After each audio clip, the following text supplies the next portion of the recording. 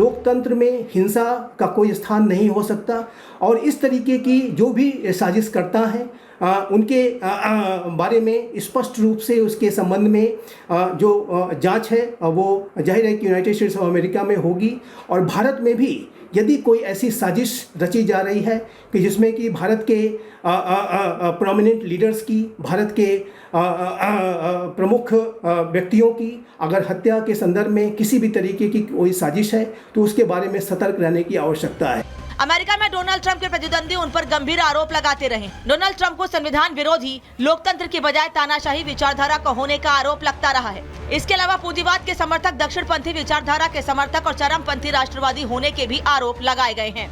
भारत में कुछ ऐसे ही आरोप प्रधानमंत्री मोदी पर भी लगाए जाते रहे हैं। भारत और अमेरिका दोनों ही जगह लोकतंत्र है और लोकतंत्र में सभी को अपनी बात रखने का पूरा अधिकार है, लेकिन कुछ लोग अपनी बातों को ही सही मानकर उसे दूसरे पर थोपना चाहते हैं। इसके लिए वो हिंसा और डर का सहारा भी लेते हैं। ऐसे में सवाल यह है कि क्या अमेरिका की घटना भारत के लिए सबक है?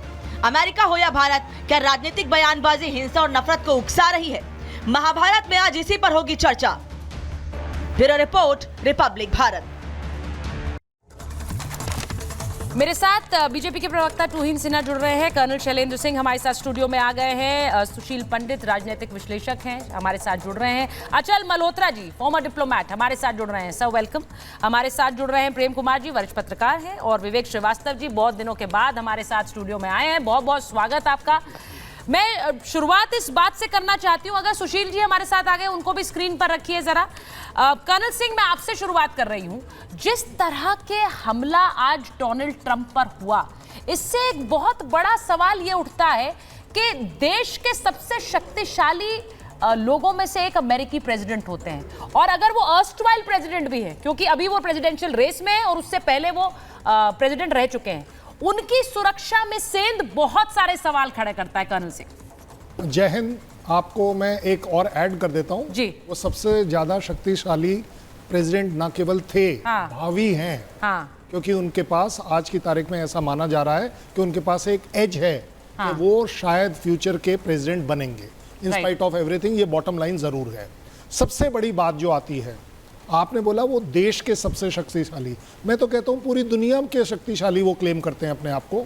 यूएस जो है अपने प्रेसिडेंट को, अपनी कंट्री को नंबर 1 मानता है, और मैं कहता हूं कि यूएस की हमेशा से ये एक तरीके से शान बखारी है अपनी, कि हम दुनिया में पीस लाएंगे, हम दुनिया में डेमोक्रेसी को प्रोटेक्ट करेंगे।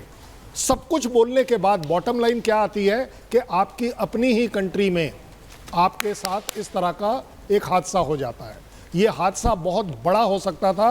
ये तो मैं कहता हूँ भगवान की असीम कृपा रही कि यूएस पर और यूएस के प्रेसिडेंट पर, एक्स प्रेसिडेंट पर, कि वो बच गए, नहीं तो आज स्टोरी कुछ और चल रही होती।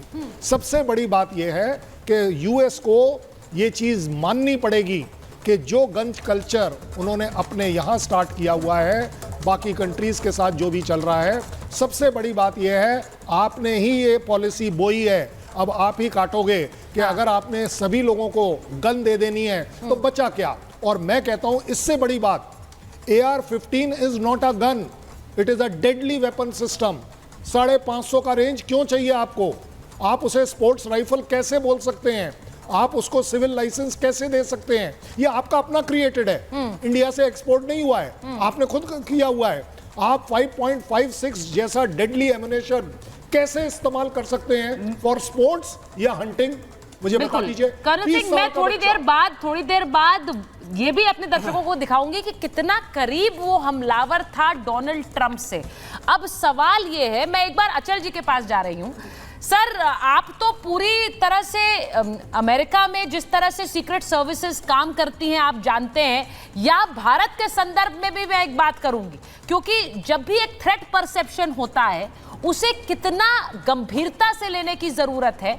हमें नहीं पता है। डोनाल्ड ट्रंप कई बार, उनके पहले के वीडियोस हैं जिसमें वो कहते हैं अरे मेरे लिए कोई आया था, वो वीडियो भी हम चला रहे हैं कि मैं तो अकेला उसको देख लेता, लेकिन पुलिस वाले करते तो बेहतर रहता। वो मजाक कर रहे हैं, लेकिन ये मामला कितना गंभीर हो सकता है, क्योंकि डोनाल्ड ट्रंप एक दिशा में देख रहे थे, उनके कान को छूकर निकली है।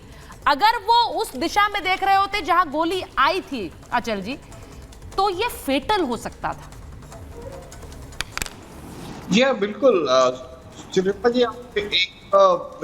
आपने जो सवाल उठाया सुरक्षा का, तो जितने भी वीआईपीज होते हैं, prime minister, president, state government, उनको कितना थ्रेट परसेप्शन है और उसी हिसाब से उनकी सुरक्षा का इंतजाम किया जाता है।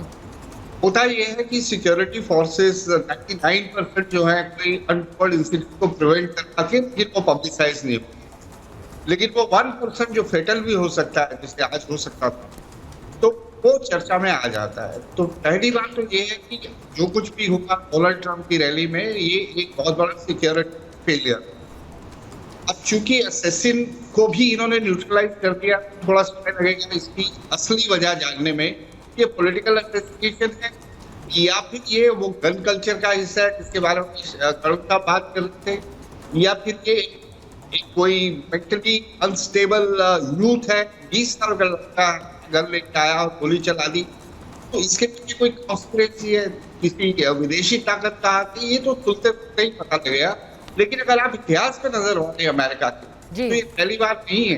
कई बार सर्विंग प्रेसिडेंट्स के ऊपर अटैक हो चुका है, कई मारे जा चुके हैं, और आपको हैरानी होगी कि कई बार उसका जो कारण इन्वेस्टिगेशन के बाद सामने आया है, बहुत ही तुच्छ कारण होता है। अच्छा जी, मैं आपको ऑडियो थोड़ा दुरुस्त कराती हूँ क्योंकि आपका ऑडियो थोड़ा कट कट कर आ रहा है, बहुत क्लैरिटी से समझ नहीं आ रही है बात। तो एक बार जरा उनको और सर का ऑडियो चेक करा दीजिए। हम ये भी बताएं कि प्रधानमंत्री नरेंद्र मोदी ने इस हमले के बाद एक पोस्ट किया, वो जरा अपने दर्शकों को मैं दिखा देती हूँ, क्योंकि प्रधानमंत्री ने इस हमले की निंदा की है। और जाहिर है क्योंकि डोनाल्ड ट्रंप के साथ प्रधानमंत्री के भी एक अच्छे रिश्ते रहे। हमने वो हाउडी मोदी में देखा है, हमने देखा जब प्रधानमंत्री नरेंद्र मोदी गए थे अमेरिका, जब उस समय ट्रंप राष्ट्रपति थे, और उन्होंने कहा है कि मेरे मित्र पूर्व राष्ट्रपति डोनाल्ड ट्रंप पर हमला हुआ। उन्होंने कहा कि इस हमले में मैं हमले से बहुत चिंतित हूँ, इस घटना की कड़ी निंदा करता हूँ। प्रधानमंत्री का ये पोस्ट आया। राजनीति और लोकतंत्र में हिंसा का कोई स्थान नहीं है, ये उन्होंने कहा। उनके शीघ्र स्वस्थ होने की कामना करता हूं। अब राजनीति में हिंसा की कोई जगह नहीं है, वो ये कह रहे हैं। अब मैं आपसे पूछ रही हूं, तुहिन जी और विवेक जी को और प्रेम जी को भी रखिए स्क्रीन पर। तुहिन जी, आपकी पार्टी की तरफ से, आपके कुछ नेताओं की तरफ से ऐसे बयान आए जो ये बताते हैं, दिखाते हैं कि ये जो नफरत की एक सोच है उसका एक सीधा कनेक्शन इस हमले से है, और ये भी कि भारत में एक नफरती सोच प्रधानमंत्री नरेंद्र मोदी के खिलाफ भी उजागर होती है, और उससे एक खतरा बनता है कि इस तरह के हमलों का। आपको लगता है कि एक सोच जो बार बार ये बताती है कि प्रधानमंत्री तानाशाह हैं, वो संविधान खत्म कर देंगे, क्योंकि वहां ट्रंप के खिलाफ भी इस तरह की बहुत सी बयानबाजी थी, आप कोई पैरेलल इसमें ड्रॉ करते हैं क्या? तुहिन जी। बिल्कुल सुचरिता जी, बिल्कुल आपने बिल्कुल सही बात कही है। ये जिस प्रकार से जो वामपंथी मानसिकता वाले जो राजनीतिक लीडर्स हैं आजकल, वो जिस प्रकार से एक जहर घोलते हैं अपने राजनीतिक प्रतिद्वंदियों के प्रति, मेरे ख्याल से वो एक बहुत बड़ा सिक्योरिटी थ्रेट पैदा कर रहा है पूरे विश्व के राष्ट्रवादी नेताओं के लिए। और